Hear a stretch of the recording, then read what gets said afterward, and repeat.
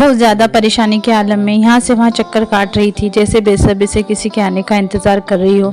लेकिन अभी उसका इंतजार बढ़ता ही जा रहा था। जैसे जैसे समय गुजर रहा वैसे वैसे उसकी घबराहट ज़्यादा होती जा रही थी। उसकी धड़कन किसी अनजाने खतरे के बारे में सोचकर ज़रूरत से ज़्यादा ही तेज हो रही थी। आखिरकार उसका इंतजार खत्म हुआ। वो डॉक्टर हाथ में कुछ पेपर्स पकड़े उसकी तरफ आई और वह पेपर्स उसके हाथ में देते ही उसने कुछ ऐसा बोला जिसे सुनकर उसके पैरों तले से जमीन खिसक गई थी। डॉक्टर की बात पर उसने हैरत से डॉक्टर की तरफ देखा था, जिस पर डॉक्टर मुस्कुराई थी, जिसे देखकर उसको बहुत बड़ा झटका लगा था। उसे कुछ समझ में नहीं आ रहा था कि उसके साथ यह क्या हुआ था, यह कैसे हो सकता था। यह तो नामुमकिन बात थी। अब लोग उसे क्या कहेंगे। वह तो किसी को मुंह दिखाने के काबिल भी नहीं रही थी। वह बहुत ज्यादा घबराई हुई थी। उसने अपने हाथ में पड़े पेपर को खोलकर देखा। शायद वह उन पेपर को देखकर खुद को ही यकीन दिला रही थी कि ऐसा नहीं हो सकता। फिर अगले ही पल वह भी अपने ही हाथ में पड़े पेपर को देखने लगी, जिसमें साफ साफ तौर पर उसकी बर्बादी के शब्द लिखे थे। वह बहुत देर तक यूं ही आंखें फाड़ फाड़ कर पेपर को देखती रही। अब क्या हो सकता था? अगर कोई और समय होता तो वह यह खबर सुनकर खुशी से फूलाना समाती। इस खबर के लिए उसने कितने मिन्नतें मुरादें मांगी थी, लेकिन वह दिन आया भी तो कैसे ना तो वह खुश हो सकती थी और न ही आंसू बहा सकती थी। उसने खुद ही अपने पैरों पर कुल्हाड़ी मारी थी। डॉक्टर ने जब उसी जगह पर उसे परेशान खड़े देखा तो उससे पूछने लगी कि क्या हुआ, तुम ठीक हो? डॉक्टर की आवाज़ सुनकर वह अपनी सोच से बाहर की दुनिया में वापस आ गई। फिर वह कुछ सोच समझकर डॉक्टर के पास जाकर उसके कान में उसने हल्के से कुछ कहा कि इसका कोई हल है। तो डॉक्टर ने बहुत ही गुस्से में उसकी तरफ देखा। डॉक्टर के इस तरह देखने से वह कुछ घबरा सी गई थी और फिर बात को संभालते हुए बोली कि उसके कुछ घरेलू मसले हैं, बस इसी वजह से मैं आपसे पूछ रही हूँ। डॉक्टर ने उसकी बात सुनकर अफसोस में अपनी गर्दन हिला दी और फिर कहने लगी कि हमारे क्लिनिक में ऐसे गैरकानूनी काम नहीं किए जाते हैं, बेहतर है तुम यहाँ से जा सकती हो। अपनी बात कहकर डॉक्टर ने दूसरे मरीज को बुला लिया और वह उसका चेकअप करने लगी। वह वहीं बैठी डॉक्टर को काफ़ी देर तक देखती रही, लेकिन डॉक्टर ने उसे पूरी तरीके से नज़रअंदाज किया और अपने काम में बिजी थी। अब वह समझ गई थी कि मतलब कुछ नहीं हो सकता था। उसने अपना बैग उठाया और उठ खड़ी हुई। अब यहाँ पर बैठे रहने का कोई फ़ायदा नहीं था। वैसे ही पैदल पैदल रोड के किनारे चलने लगी। गाड़ियाँ बहुत तेज़ी से उसके पास से गुजर रही थी, लेकिन वह अपने ही ख्यालों में गुम थी और ज़मीन पर देख रही थी। वह उसी डॉक्टर के बारे में सोच रही थी। उसे वह डॉक्टर बहुत बुरी लगने लगी थी। वह सोच रही थी कि क्या हो जाता अगर वह मेरी बात मान लेती। उसने एकदम अपने पैरों को सहलाया और चलते चलते उसकी ठोकर सड़क के किनारे रखे सरकारी डस्टबिन से हो गई थी, जो अपनी सोच में गुम होने के कारण वो देख नहीं सकी थी। वह सड़क के एक तरफ खड़े होकर अपना सर सहलाने लगी। उसे बहुत जोर से टक्कर लगी थी। तभी उसकी आंखों के सामने अंधेरा छा गया था। फिर अचानक उसके दिमाग में पता नहीं क्या आया कि उसने अपना बैग झट से खोला और उसमें से वह रिपोर्ट निकालकर अगले ही पल उसने जल्दी से उन रिपोर्ट को 2 हिस्सों में फाड़ा और फिर से 2, 4 और 4 से 8 उसके जितने टुकड़े हो सकते थे उसने उस रिपोर्ट के किए और वहीं रखी डस्टबिन में फेंक दिए। फिर वह आगे चली पड़ी। अब वह बहुत तेजी के साथ अपने घर की तरफ जा रही थी। अपने घर के गेट के सामने पहुंचकर वह रुक गई। उसने गहरी सांस ली, जैसे खुद को सबके सवालों का सामना करने के लिए तैयार कर रही हो। फिर दरवाज़ा खोलकर अंदर गई और सबके सवालों से बचने के लिए भगवान से दुआ करने लगी। उसकी सोच के अनुसार पूरा घर की लॉन्च में इकट्ठा बैठा हुआ था। शिवा उसके पति के बारे में सोचने लगी। अपने पति को देखने के लिए अपनी गर्दन इधर उधर घुमाई, लेकिन वह पता नहीं कहाँ था। चलो अच्छा ही था, अपने पति को तो वह अकेले में किसी तरह से समझा लेती। मसला तो इन सबका था। जो कचहरी लगाए सब इकट्ठे यहीं बैठे थे। वह हल्के हल्के बढ़ती हुई उन सब लोगों की तरफ आने लगी। उस पर नजर पड़ते ही उसकी सास और नंदे भागकर उसकी तरफ पहुंची और फिर एक ही साथ में हजारों सवाल करने लगी। रात में जो उसकी हालत हुई थी वह किसी से भी छुपी हुई नहीं थी और यहाँ कोई छोटा बच्चा भी नहीं था जो उसकी हालत को समझ नहीं सकता था। सबको यही लग रहा था कि वह माँ बनने वाली है। बात तो यह बहुत ज़्यादा खुशी की थी, लेकिन उसके ससुराल में किसी को भी इस बात की खुशी नहीं हुई थी। और किसी लड़की का ससुराल होता तो वह इस खबर पर खुशी से फूले नहीं समाता। अपनी बहू की बलाई लेते और उसके सदके वारते न थकते और अपनी बहू को पैर भी ज़मीन पर नहीं रखने देते। और एक यहाँ मेरे ससुराल वाले थे जिन्होंने मुझे डायरेक्ट कटघरे में लाकर खड़ा कर दिया था। तभी उसकी सास उसे सर से पांव तक शक भरी नज़रों से देख रही थी। उसने पूछा कि क्या हुआ, बताओ। मैं सही कह रही थी ना? सास की रोबदार आवाज़ सुनकर और उनका गुस्सा वाला मुंह देखकर उसकी सारी बहादुरी खो गई थी। उसके चेहरे से हवाएं उड़ने लगी थी। तभी वह बड़ी मुश्किल से खुद को संभालते हुए कहने लगी, माँ जी ऐसा कुछ नहीं है जैसा आप समझ रही हैं। मुझे तो बस फूड पॉइजनिंग हुई थी और कुछ भी नहीं। तभी उसकी ननद का भारी हाथ उसके गाल पर पड़ा था, जिससे उसका गला सुन्न हो गया था। उसी समय उसके कानों में ननद के जहरीले अल्फाज पड़े थे। उसकी ननद कह रही थी, तेरे कहने का क्या मतलब है कि ऐसा कुछ नहीं है। हम सब ने रात को इसकी हालत अपनी आंखों से खुद देखी थी। फिर ऐसा कैसे हो सकता है कि कोई बात नहीं। तुम हमारी माँ को झूठ कह रही हो, जबकि हमको सबको यकीन है कि तूने कोई ना कोई गुल ज़रूर खिलाया है। तूने कहीं तो अपना मुंह काला किया है। कहने के साथ ही उसकी ननद ने उसके कंधे पर टंगा हुआ पर जोर से खींचकर उतारा और उसकी छोटी ननद की तरफ फेंका और उससे कहा कि देख इसमें इसने ज़रूर रिपोर्ट छुपा कर रखी होगी। एक बार उसे निकाल कर पढ़, फिर देख मैं सिवा से कहकर इसे डिवोर्स दिलवा कर इसे घर से बाहर फेंकवाती हूँ। उसकी नंद की बातें या फिर पिघला हुआ शीशा थी जो उसके कानों में चुभ रहा था। वह सदमे में अपनी नंद की तरफ देख रही थी। तभी उसकी छोटी नंद अपनी बड़ी बहन की बात मानते हुए फौरन उसका बैग चेक करने लगी। यहाँ तक कि उसे तो पूरा यकीन हो गया कि रिपोर्ट तो अब क्या ही मिलनी थी। सबसे पहले उसकी नंद ने उसके बैग में रखे हुए पैसों पर अपना कब्जा जमा लिया जो इस बेचारी ने पूरे महीने में जोड़ जोड़ कर इकट्ठे किए थे। उसके बाद बहुत बुरा मुंह बनाते हुए बोली थी कि उसमें रिपोर्ट्स नहीं है। तभी उसके सास ने आगे बढ़कर उसे घूर कर देखा, फिर जो उसे बोली, आवारा औरत कहाँ है तेरी रिपोर्ट्स, बोल, जवाब दे, किसको देकर आई है। वह बेचारी दर्द की वजह से कुछ भी नहीं बोल पा रही थी। फिर उसी समय नंद ने अपने हाथ से उसका जबड़ा दबोच लिया और बोली कि माँ तुझसे कुछ पूछ रही है, जल्दी से उसका जवाब दे।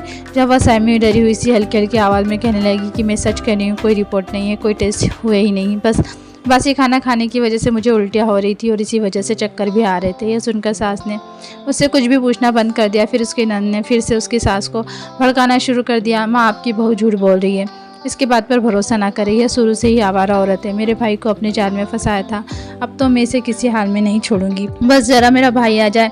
कहते के साथ ही उसने उसका जबड़ा छोड़कर उसे जोर से धक्का दिया जिससे वह दूर जाकर गिरी और उसे देखकर और मुंह बनाकर अपने अपने कमरे में जाकर बंद हो गए। वह बेचारी वहीं बैठी अपनी बेबसी पर आंसू बहा रही थी जब उसके कानों में एक नरम सी आवाज़ पड़ी। जब उसने नजर उठाकर देखा तो सामने उसकी भांजी पानी का गिलास लिए खड़ी थी। उसने पानी का गिलास उसकी तरफ बढ़ाकर कहा, मामी आप पानी पी लीजिए। उसने बहुत ही प्यार से उसकी तरफ देखा था और फिर उसके हाथ से पानी का गिलास लेकर उसने पानी पी लिया। फिर वह औरत अपनी भांजी को देखने लगी और सोचने लगी, अभी इसकी माँ मुझे इतने जख्म देकर गई थी और उसकी बेटी कितनी अलग थी जो माँ के दिए गए जख्मों पर मरहम लगाने की कोशिश कर रही थी। उसने उसका माथा चूमा और उसे प्यार किया और फिर उठकर अपने कमरे में चली गई। अपने कमरे में जाकर उसने गहरी सांस ली थी। कुछ देर बाद वह खुद को रिलैक्स करते हुए अलमारी से अपने कपड़े निकालकर फ्रेश होने चली गई। कुछ देर बाद ही वो फ्रेश होकर जब वापस आई तो खोई खोई अंदाज में बेड पर बैठ गई। उसके दिमाग में बार बार अपनी नंद की बातें घूम रही थी। क्या वह सच में उसे अपने पति से अलग कर देगी? क्या सच में उसका पति उसे तलाक दे देगा? क्या उसका पति उसे सच में इस घर से धक्के मारकर निकाल देगा? यही बातें सोच सोच कर उसका सर दर्द से फटा जा रहा था। उसे अपनी की गई हुई गलतियों का एहसास हो रहा था। काश वो उस दिन वह गलती ना करती, आज उसको इतना खतरनाक अंजाम न भुगतना पड़ता। डिवोर्स के नाम से उसका रंग पीला पड़ जाता। सोचने लगी कि नहीं, कुछ भी हो जाए लेकिन वह तलाक नहीं देगी। तलाक लेकर वह अपने ऊपर बदनामी का दाग नहीं लगा सकती और जब भी वह मरेगी तो अपने पति के नाम से ही मरेगी। और अगर उसके पति भी उसे तलाक लेगा तो वह भी तलाक नहीं लेगी। काफ़ी देर सोच विचार करने के बाद आखिर वह एक फैसले पर पहुंच गई और उसने सोच लिया कि अब उसे क्या करना है। और उसने अपनी तरफ से बहुत ही जिम्मेदारी के साथ फैसला किया था, लेकिन वह नहीं जानती थी कि उसका यही फैसला उसकी बहुत बड़ी बेवकूफ़ी है और कुछ नहीं। और उसने अपनी अलमारी खोलकर अपना थोड़ा बहुत सामान सूटकेस में डाला और दोपहर का इंतज़ार करने लगी। ठीक दोपहर के 3 बजे ही वह अपने कमरे का दरवाज़ा खोलकर बाहर निकली और अपने पूरे घर का एक चक्कर लगाया। सब लोग खाना खाने के बाद अपने कमरों में आराम कर रहे थे। यह देखकर उसने चैन का सांस लिया और फिर वापस अपने कमरे में आ गई। फिर अपना सूटकेस उठाकर उसने अपनी एक नज़र पूरे घर पर डाली और दबे पाँव घर की दहलीज पार कर दी। उसने एक गलती तो पहले ही की थी और एक आज की थी। इस घर से निकलकर उसने अपनी ज़िंदगी की दूसरी बहुत बड़ी गलती कर दी थी। इसके बाद उसके हिस्से में सिर्फ पछतावा ही आना था, क्योंकि उसी रात मेरा नाम पायल है, मेरी उम्र 27 साल है, मैं उज्जैन की रहने वाली हूँ। मेरी माँ का देहांत मेरे बचपन में ही हो गया था। रिश्तेदार के नाम पर सिर्फ बाबा दादी और एक बुआ थी। बस मेहनत मजदूरी करके ही हमारा रोज़ का गुजारा चलता था। मेरे पिताजी की राशन की दुकान थी। दादी की भी अब उम्र हो चली थी। अब वह अक्सर ही बीमार रहती थी। मैं सरकारी स्कूल में पढ़ने के लिए जाती थी। जैसे ही 17 साल की हुई दादी ने बाबा पर दबाव डालना शुरू कर दिया कि अब मेरी शादी कर दे। लेकिन मेरे बाबा मेरी शादी के हक में नहीं थे, वो मुझे पढ़ाना चाहते थे। बाबा का फैसला जानकर मैंने भी भगवान का शुक्रिया अदा किया, क्योंकि मुझे भी अपनी पढ़ाई पूरी करनी थी और उसके बाद कोई नौकरी करके अपने पापा का सहारा बनना था और दादी का इलाज भी तो करवाना था। लेकिन दादी को शायद अपने अंतिम समय की खबर लग चुकी थी।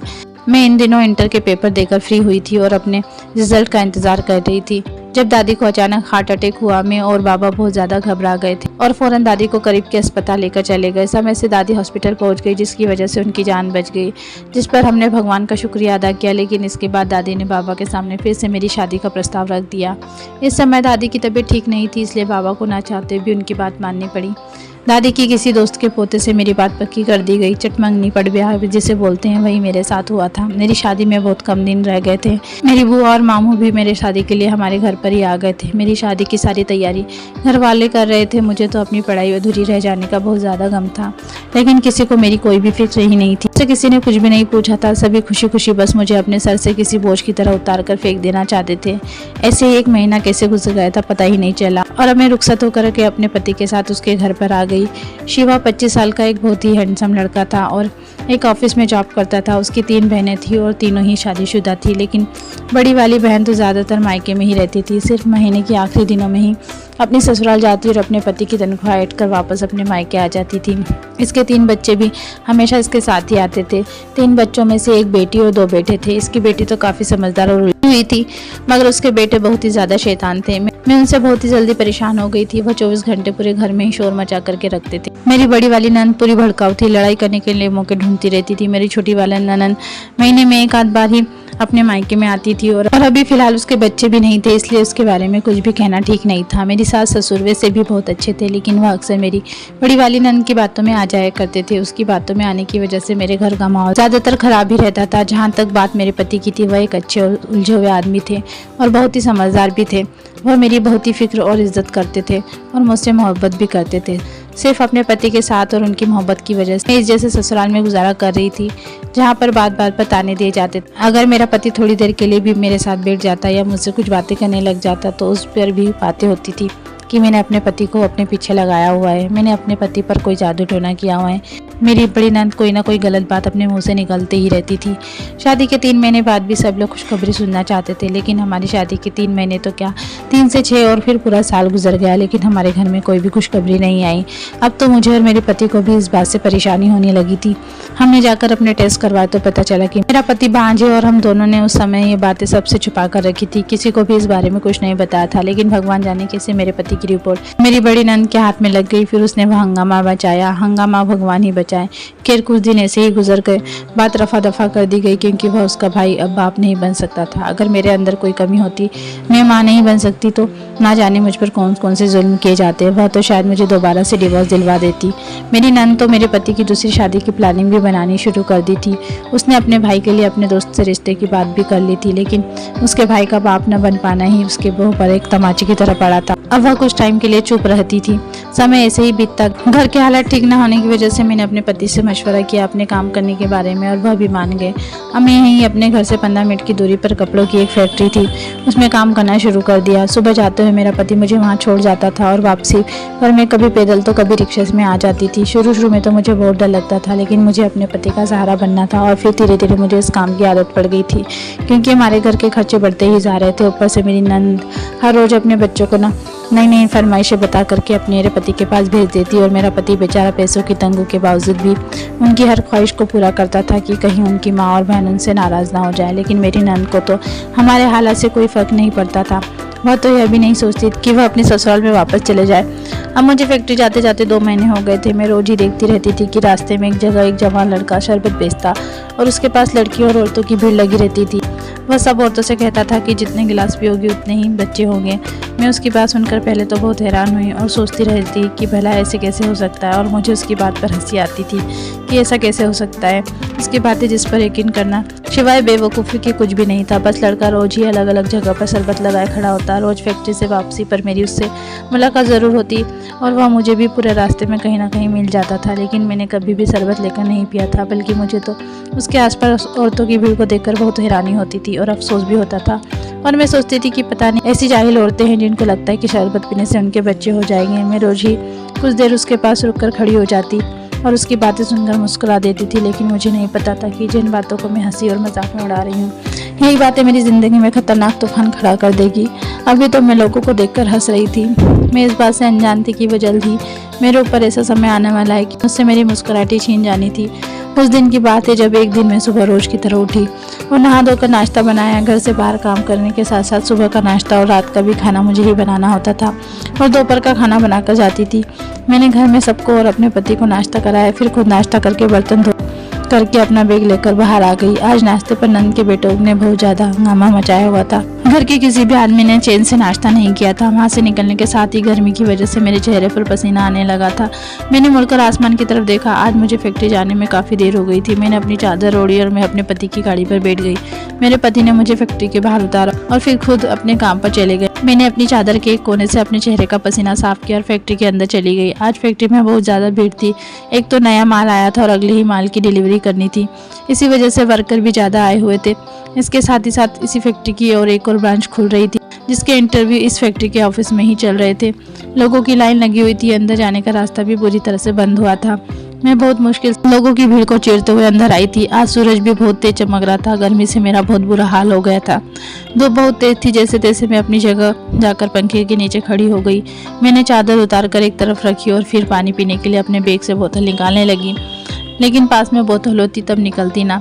आज का दिन ही बहुत मनुष्य था। मैं पानी की बोतल रखना ही भूल गई थी। अब सारा दिन ही इस फैक्ट्री का खराब और गर्म पानी पीना पड़ता, क्योंकि गर्मी इतनी थी कि सारा दिन प्यासी रहना नामुमकिन था।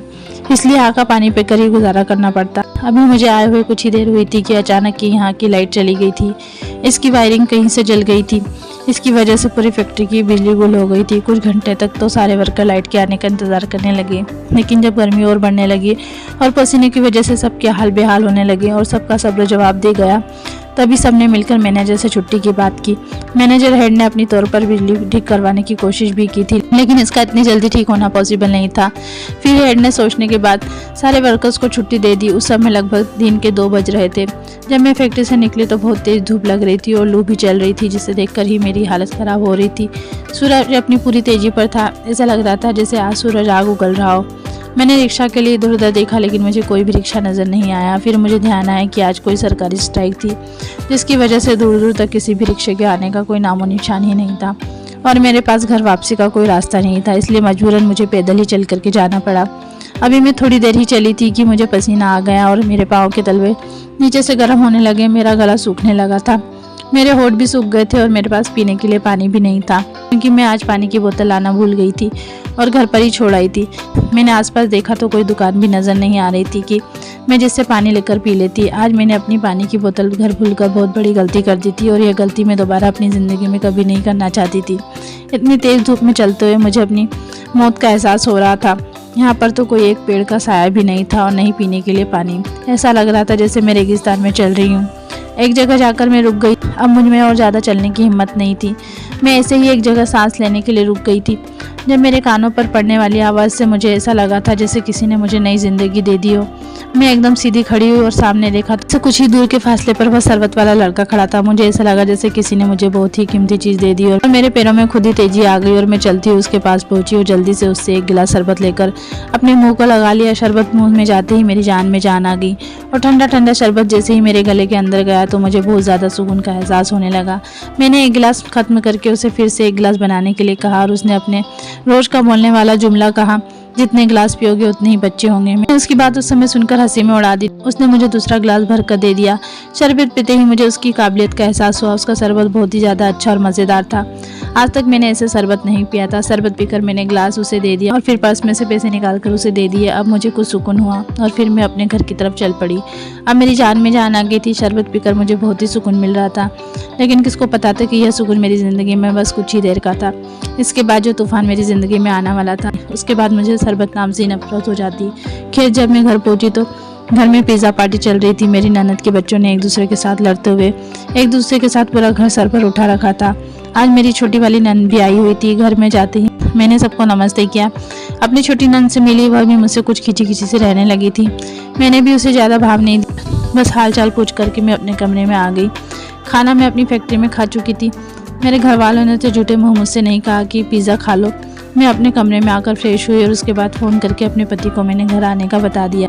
फिर मैं कुछ देर के लिए आराम करने लेट गई। जब शाम हुई तो मैं अपने कमरे से निकलकर किचन में चली आई। पहले मैंने सबके लिए शाम की चाय बनाई, उसके बाद रात के खाने की तैयारी करने लगी। खाना बनाते हुए वैसे भी मुझे 2-3 घंटे लग जाते थे। आज तो वैसे भी छोटी वाली ननद भी आई थी, तो मैंने सोचा कि आज कुछ नई डिश बना देती हूँ कि बाद में वह मेरे पति से मेरी शिकायत करने लगेगी। भाभी ने उसके आने पर कुछ खास नहीं बनाया था। फिर वह मुझे सारे खानदान में ही मशहूर कर देती कि भाभी ने उससे पूछा तक नहीं। और मैंने जल्दी से फ्रिज से सामान निकाल कर खाना बनाना शुरू कर दिया था। पूरा सिंक गंदे बर्तनों से भरा पड़ा था। किचन में हर तरफ सामान फैला हुआ था। घर में सबको पता चल गया था कि आज मैं जल्दी आ गई हूँ, तो मेरी दोनों नंदनों में से किसी ने भी किचन में आने के या मेरी मदद करने की कोशिश भी नहीं की। सब लोग अपनी अपनी बातों में लगे हुए थे और हंसी ठिठोली कर रहे थे। मैंने बर्तन धोए, उसके बाद पूरे किचन की सफाई की। फिर मैंने खाना बनाना शुरू कर दिया। लगभग 4-5 घंटे बाद मैं सब कामों से फ्री होकर के किचन से बाहर निकली तो मेरा पूरा शरीर पसीने से लथपथ हो गया था। मैं अपने कमरे में गई, अलमारी से कपड़े निकाले और कपड़े चेंज किए ही थे कि नीचे से खाने का शोर मचने लगा। इस समय मेरे पति की कॉल आ गई थी। वो कह रहे थे कि उन्हें किसी काम से शहर जाना है, इसलिए वो रात को घर नहीं आएंगे। मुझे उनकी बात सुनकर बहुत ज़्यादा हैरत हुई, क्योंकि आज से पहले कभी भी ऐसा नहीं हुआ था कि वह पूरी रात के लिए कहीं बाहर गए हो या कहीं पूरी रात के लिए रुके हो। मैं खाना बनाने के बाद फौरन नीचे चली। सब खाने का इंतजार कर रहे थे। जब मैंने खाना लगाना शुरू किया, मेरी ननद ने मेरी उसमें काफ़ी मदद की थी। खाना खाने के बाद मैंने सबके लिए चाय बनाई। सबने खाना बहुत शौक से और पेट भर करके खाया था, सिवाय मेरी भांजी और छोटी ननद के। किसी ने भी मेरे बनाए हुए खाने की तारीफ नहीं की थी। किसी से इतना भी नहीं हुआ कि मेरी इतनी मेहनत के लिए 2 लफ्ज़ भी बोल दे। जब मैंने अपनी सास को अपने पति के बारे में बताया तो मेरी ननद एकदम से बोली, तुमने ही कोई फरमाइश की होगी, वरना हमारे साथ रहते तो उसे साल हो गए। उसे तो कभी भी शहर में ऐसा कोई ज़रूरी काम नहीं आया जिसके लिए उसे सारी रात ही घर से बाहर रहना पड़े। नंद की बात सुनकर मेरे दिल में ख्याल आया कि उसे करारा जवाब दूं, लेकिन फिर मेरी परवरिश ने मुझे रोक दिया। मैं उसकी बात सुनकर चुपचाप अपने कमरे में चली गई और सोने के लिए लेट गई। रात के लगभग 3 बजे का समय जब अचानक से ही मेरी तबीयत खराब होने लगी। मुझे बार बार उल्टियाँ हो रही थी और मेरा सर बहुत बुरी तरह से चकरा रहा था। मुझे बिल्कुल भी समझ में नहीं आ रहा था कि मुझे क्या हो रहा है। मुझे मजबूरन अपनी सास को अपने पास बुलाना पड़ा, लेकिन मेरी सास मेरे पास अकेली नहीं आई, उसके साथ मेरी नंदी भी आ गई थी। मेरी बड़ी वाली नंद ने मेरी हालत देखते ही मुझ पर इल्ज़ाम लगाने शुरू कर दिए। वो मुझे चरित्रहीन, आवारा, बदचलन कह रही थी। उसकी बात सुनकर मैं भी अपनी हालत कुछ समझने लगी थी। तभी मेरे दिमाग में एकदम से शरबत वाली बात याद आई और मेरे रोंगटे खड़े हो गए कि क्या मैं सच में माँ बनने वाली हूँ। इस सोच के आते ही मुझ पर एकदम से परेशानी ने घेर लिया था और ऐसा लगा जैसे मेरे ऊपर कुछ पहाड़ सा टूट पड़ा हो। 3-4 घंटे तक मेरी बहुत ज़्यादा तबीयत खराब रही। मेरी उल्टी और चक्कर रुकने का नाम नहीं ले रहे थे, लेकिन आधी रात के समय कोई अस्पताल ले जाने वाला भी नहीं था। अगली सुबह जब मैं क्लिनिक गई तो डॉक्टर की रिपोर्ट ने मेरे शक को यकीन में बदल दिया। मैं अपने पति का घर छोड़कर अनाथ आश्रम में आ गई थी और यही रहने लगी थी। मेरे घर 2 जुड़वा बच्चों की पैदाइश हुई थी, जिनमें से एक लड़का और एक लड़की थी, लेकिन मुझे अपने बच्चों से कोई खास मोहब्बत नहीं हो सकी थी। मेरे दिमाग में अब तक यही बात थी कि वह शरबत पीने से ही शायद मुझे ये बच्चे हुए हैं। एक दिन मैं अपने बच्चों के साथ मार्केट में जा रही थी। जब रास्ते में किसी से टकराई तो मैंने मुड़कर देखा तो मैं एकदम वहाँ से भागने लगी। मेरे सामने मेरा पति खड़ा था। मुझे डर था कि कहीं वो मुझसे देखते ही तलाक की बात ना कह दे, मुझसे कोई सवाल जवाब न करने लगे, लेकिन इससे पहले मैं भागती। उसने मेरा हाथ पकड़कर मुझे रोक लिया और फिर मेरे बच्चे को गोद में उठाकर प्यार करने लगा। तभी मैं उससे डरते हुए बोली कि मैंने कुछ नहीं किया, मैं चरित्रहीन नहीं हूँ। यह बच्चे पता नहीं कैसे, इसके पहले मैं अपनी बात पूरी करती। उसने मेरे मुंह पर हाथ रख दिया और कहने लगा, यह बच्चे हमारे हैं, मेरे और तुम्हारे। उसकी बात सुनकर मैं फटी फटी आंखों से देखने लगी, लेकिन ऐसा कैसे मुमकिन हो सकता था। मैंने उनसे कहा, लेकिन तुम। बाद उन्होंने जो कुछ भी मुझे बताया वह सुनकर तो मेरे पैरों तले से जमीन खिसक गई। मुझे अपनी गलती का एहसास हो गया था। उस समय मुझे अपना घर नहीं छोड़ना चाहिए था। मेरे पति ने बताया कि वह काफ़ी टाइम से अपना इलाज करा रहे थे, लेकिन उन्होंने यह बात किसी को भी नहीं बताई थी। उस इलाज से उन्हें बहुत ज़्यादा फायदा हो रहा था। उस रात को शहर में इसी सिलसिले में वह गए थे, क्योंकि उनकी रिपोर्ट बिल्कुल सही आई थी। अब वह बाप बन सकते थे। यह खबर सुनकर बहुत ज़्यादा खुश हो गए और जब घर आए तो मैं घर छोड़कर चली गई थी। उनकी भांजी ने उसे कल रात की जो भी वारदात हुई थी वह सब बता दी थी। उसके बाद उन लोगों ने मुझे ढूंढने की बहुत कोशिश की, लेकिन मैं कभी भी अनाथ आश्रम से बाहर ही नहीं निकलती। और आज भी अचानक से मेरी अपने पति से मुलाकात हो गई थी। मैं सिर्फ एक गलतफहमी की वजह से 2 साल अपने पति से डर कर रही थी, और मैंने अपने बच्चों से भी कभी ऐसी मोहब्बत नहीं की जैसी एक माँ अपनी औलाद से करती है। लेकिन अब सारी सच्चाई मेरे सामने आ गई थी कि शरबत वाला वो सिर्फ एक मजाक में ही ऐसी बातें करता था ताकि लोग उसके पास शरबत पीने आए और उसकी बातों पर हंसी एंजॉय करें। उसकी इन बातों से सच्चाई का कोई भी लेना देना नहीं था। मैं अपने पति के साथ अपने घर वापस आ गई। घर के हालात भी बिल्कुल बदले हुए थे। मेरी बड़ी नंद अपने घर पर चली गई। उस पर अब उसके पति और ससुराल वाले बहुत सख्ती करते थे। मेरे सास ससुर सब मेरे साथ किए हुए बर्ताव से बहुत ज़्यादा शर्मिंदा थे और वह मुझसे नज़रें भी नहीं मिला पा रहे थे, क्योंकि उन्होंने अपने ही खून को ना जाने क्या क्या कहा था। अब वह मुझसे हाथ जोड़कर माफ़ी मांग रहे थे। मैंने भी सब कुछ भूलकर उन्हें माफ़ कर दिया था और एक नई ज़िंदगी की शुरुआत कर दी थी। दोस्तों, उम्मीद करती हूँ आपको हमारी कहानी पसंद आई होगी। कहानी पसंद आई हो तो वीडियो को लाइक करें। अगर चैनल पर नए हैं तो चैनल को सब्सक्राइब करें और नोटिफिकेशन बेल जरूर दबाएं ताकि अगली अपडेट सबसे पहले आपको मिले। धन्यवाद।